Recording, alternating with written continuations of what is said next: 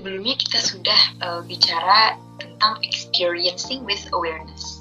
Nah, kita tahu bahwa di kehidupan itu kita akan dihadapkan oleh banyak pengalaman, dan pengalaman itu sendiri memiliki objek pengalaman. Objek pengalaman tidak dapat berdiri sendiri, dia tidak independent, dan dia changeable. Gitu. Jadi dia moving. Nah, sedangkan the self kita itu independent. Kita unchangeable, unmoved but mover.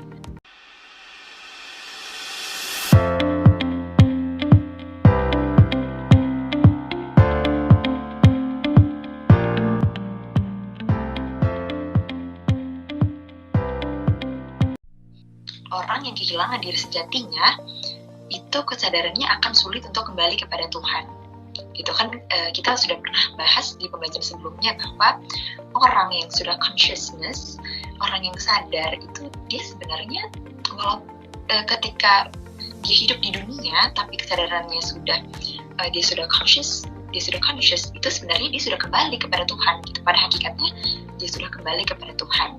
Itu karena ketika orang sadar, maka kolbunya itu sudah dia sudah menggunakan the heart, kolbu, di mana kolbu atau the heart itulah Tuhan sendiri. Kan kita sudah bahas tadi bahwa hati adalah penampilan atau tampilan dari consciousness gitu. Hati adalah proyeksi atau refleksi dari consciousness. Ada hadis yang mengatakan bahwa bahkan langit dan bumi pun tidak cukup untuk menampung Tuhan. Ini tidak bisa ditelan bulat-bulat ya. Dimaksud langit dan bumi tidak cukup untuk menampung Tuhan, itu kita tahu bahwa langit dan bumi itu terbatas, ya luasnya terbatas. Dapat dihitung berapa kilometer persegi itu luas daratan atau luas bumi kita atau luas lautan. Sedangkan Tuhan itu adalah suatu zat yang tidak terbatas, itu limitless. Nah, yang satu-satunya hal yang bisa menampung Tuhan itu adalah kolbunya orang mukmin, the heart-nya orang mukmin. Itu jadi karena kolbu itu komponen dari diri manusia yang tidak terbatas gitu, dia limitless, dia sangat luas dan luasnya itu tidak terbatas sampai bisa cukup untuk menampung kehadiran Tuhan. Itu karena langit dan bumi itu tidak memiliki consciousness layaknya manusia. Manusia memiliki consciousness yang terbuka hatinya, dan hati itu lebih luas daripada samudra. Sebelumnya kita sudah bicara tentang experiencing with awareness. Nah, kita tahu bahwa di kehidupan itu kita akan dihadapkan oleh banyak pengalaman, dan pengalaman itu sendiri memiliki objek pengalaman. Di sini objek pengalaman itu dia tidak dapat berdiri sendiri. Objek pengalaman yang tanpa awareness itu ya. Objek pengalaman tidak dapat berdiri sendiri, dia tidak independent, dan dia changeable. Gitu. Jadi dia moving. Nah, sedangkan the self kita itu independent. Kita unchangeable, unmoved but mover. Ketika kita itu I am itu mengabaikan objek pengalaman, baik yang menyenangkan maupun tidak. Gitu.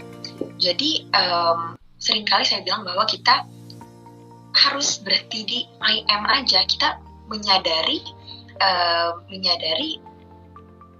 the self kita saja gitu. Jadi walaupun kita sedang mengalami objek-objek pengalaman, misalnya kita sedang dihadapkan pada suatu fenomena atau suatu tragedi gitu ya, yang mungkin kebanyakan orang akan bereaksi buruk terhadap pengalaman tersebut. Nah, jika kita teruskan misalnya I am suffering, I am sad, I am disappointed, I am angry. Nah, disitulah ya kita malah akan mengalami sendiri perasaan-perasaan tersebut. Malah perasaan-perasaan tersebut, the negative emotions control us. Nah, jadi itulah mengapa kita lepaskan, kita abaikan objek pengalaman tersebut, kita berhenti di I am. Jadi segala perasaan itu kita terima sepenuhnya. Kita accepting aja, kita terima segala pengalaman yang datang, objek-objek pengalaman yang ada itu kita terima aja, kita emotions yang ada itu kita terima. Jadi baik pengalaman itu menyenangkan ataupun tidak, kita tetap sadar, kita tetap dalam kondisi conscious gitu.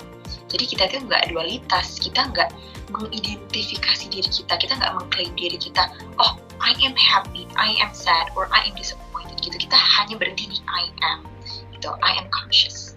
kehidupan yang berpusat pada kesadaran hati, kesadaran kolbu, berpusat pada intelek ataupun rohani, maka dia inner world ataupun outer world-nya akan harmonis gitu. Karena jika kita terus-terusan force gitu ya, kita memaksa untuk mengubah outer world kita mengubah faktor-faktor eksternal, tapi kita malah mengabaikan inner purpose kita, mengabaikan aspek batin kita akan terus dihadapkan pada masalah-masalah yang tidak kunjung selesai, masalah-masalah yang sama, itu terus, walaupun konteksnya berbeda, gitu. Jadi kita tidak pernah naik level, bagaikan kita sedang duduk di bangku SMA nih, misalnya kelas 1 SMA, kita nggak lulus terus ujiannya, kita nggak merubah diri kita, tapi malah kita menyalahkan, contohnya outer world kita itu faktor eksternalnya guru, seperti itu, kita malah menyalahkan guru kita, oh guru saya yang ngajarnya nggak benar, gitu. Kita malah memaksa guru kita untuk ubah dong cara ngajarnya, tapi kita nggak mengubah inner purpose kita, inner world kita tuh aspek batinnya nggak diubah, kita nggak mengubah cara belajar kita nggak ada di dalam diri kita itu aspek batinnya nggak dirubah. Tentu saja tidak berguna mau kita terus-terusan memaksa untuk outer world kita berubah, inner purpose-nya nggak berubah, kita nggak akan naik kelas, terus-menerus berada di level yang sama di kelas 1 SMA, nggak akan naik kelas gitu. Jadi ujian-ujiannya akan terus diberikan ya, oleh semesta akan terus diberikan ujiannya, tapi kita tetap tidak tahu gimana cara ngerjainnya, apa yang harus kita lakukan untuk dapat lulus ujian tersebut, karena kita tidak belajar dari kesalahan-kesalahan itu, kita tidak mau mengubah inner purpose kita. Nah itulah yang tidak boleh sampai terjadi kepada diri kita. Kita justru sebelum kita menunjuk orang lain, sebelum kita melihat ke outer world kita lihat dulu ke dalam diri kita tunjuk dulu diri kita lihat aspek batin kita dulu, inner purpose kita terlebih dahulu, supaya kita naik kelas, kita naik level, kesadaran kita naik level, jadi tidak menghabiskan waktu dan energi dihadapkan pada masalah-masalah yang sama terus, tapi tidak selesai-selesai. Berbicara tentang tidak dualitas tadi ya, kita orang yang sudah consciousness, dia sudah tidak dualitas lagi, dia menerima segala apapun, objek pengalaman apapun dia terima, perasaan apapun itu dia terima. Nah inilah yang saya sebut di awal tadi, the space. Itu kita mengibaratkan consciousness kita itu bagaikan suatu ruangan, contohnya ruangan kamar ini. Suatu ruangan itu kan dia tidak memilih siapa yang bisa masuk ke dalam dirinya, ke dalam ruangan ini. Dia tidak bisa memilih, dia tidak bisa bernegosiasi, aku maunya orang ini yang masuk, atau aku maunya barang ini yang masuk gitu. Itu bagaikan diri kita yang di dalam hidup kita memang tidak bisa, banyak hal-hal yang tidak bisa kita kontrol, seperti kita bertemu siapa, kita dihadapkan oleh masalah apa, ujian apa, pengalaman apa, itu tidak bisa kita kontrol. Disinilah bagaikan ruangan ini, dia membiarkan siapapun itu masuk, ayo masuk aja, tapi ruangan ini tetap menjadi dirinya sendiri, tetap menjadi diri sejatinya, dia sama sekali tidak berubah, tidak ter-affect, tidak dikendalikan oleh orang-orang yang masuk atau barang-barang yang masuk ke dalam ruangan ini. Dia tetap menjadi diri sejatinya gitu. Jadi bagikan consciousness kita, jadi kita jangan memaksa untuk menyingkirkan atau menghilangkan perasaan-perasaan yang datang, emosi-emosi yang datang, atau pengalaman atau orang-orang yang datang, itu nggak usah kita paksa untuk kontrol, kita paksa untuk berubah, karena memang tidak bisa kita kontrol. Nah, kita hanya bisa mengontrol diri kita sendiri, kita terima. Jadi bukannya menyingkirkan dan menghilangkan, menolak gitu ya, denial. Semakin kita denial, semakin kita resist, semakin hal-hal itu akan datang. Karena hal-hal yang datang itu kan memang hal-hal yang harus kita hadapi. Yang seperti pernah kita bahas di pembelajaran sebelumnya, itu kita akan mengalami proses yang menyakitkan. Ketika pembelajaran atau ujian-ujian itu datang untuk bagi kita untuk dapat naik level, itu akan datang hal-hal yang bisa menyakitkan diri kita. Itu, nah disinilah kita bukannya ruangan itu ketika ada tamu yang datang malah kita sengaja buat tidak nyaman agar tamu itu pergi. Namun tamu itu akan malah balik lagi, yang bisa kita lakukan hanyalah kita, apapun perasaan yang datang, apapun pengalaman yang datang, kita terima. Itu kita legowo, kita accepting. Just accept everything that comes. Nah, disitulah kita, ketika kita sudah mulai menerima, sudah tidak ada lagi jarak. Jadi, ketika pengalaman itu datang, kita tidak memisahkan diri kita, gitu. Kita biarkan melebur, dan disitulah kita akhirnya dapat berdamai. Ketika kita terima segala perasaannya, maka disitulah kita berdamai dengan segala perasaan yang datang tersebut. Nah, ketika kita sudah terima, otomatis kita terima, otomatis tidak akan ada lagi yang tersisa. Perasaannya disappear. Gitu. Makin kita terima, dia otomatis akan disappear. Gitu. Karena sudah habis. Jadi, bukannya kita memisahkan diri kita dengan si pengalaman itu, kita kan otomatis bisa melihat, wah, apalagi ketika kita mengidentifikasi diri kita melihat dan kita mengidentifikasi, wah, I am sad, I am disappointed, gitu.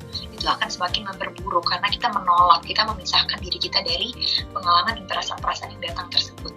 Gitu, kita makin resist, the more we resist, the more it hurts, the more it will hurt. Gitu. Jadi, sinilah kita tingkatkan level kesadaran kita aktifkan consciousness kita melebur dengan apapun yang datang, gitu. Supaya semakin kesadaran kita naik level, semakin luas hati kita, kolbu kita, the heart kita teraktifkan, sampai kita bisa, yang tadi kita bisa menampung Tuhan itu sendiri. Nah, sekian pembelajaran pada hari ini. Semoga kita bisa sama-sama berproses ya, kita bisa mengambil banyak pembelajaran dari materi ini tentang the heart, tentang kolbu, tentang bagaimana kita mengaktifkan consciousness kita dan apa pentingnya bagi kehidupan kita, bagi diri kita, dan juga tentang the space dan objek pengalaman yang harus kita abaikan seperti itu. Nah, semoga kita sama-sama dapat berproses dan mengaplikasikan segala yang sudah kita pelajari kepada diri kita resapi. Sekian dari saya, mohon maaf apabila ada kesalahan kata. Wassalamualaikum warahmatullahi wabarakatuh.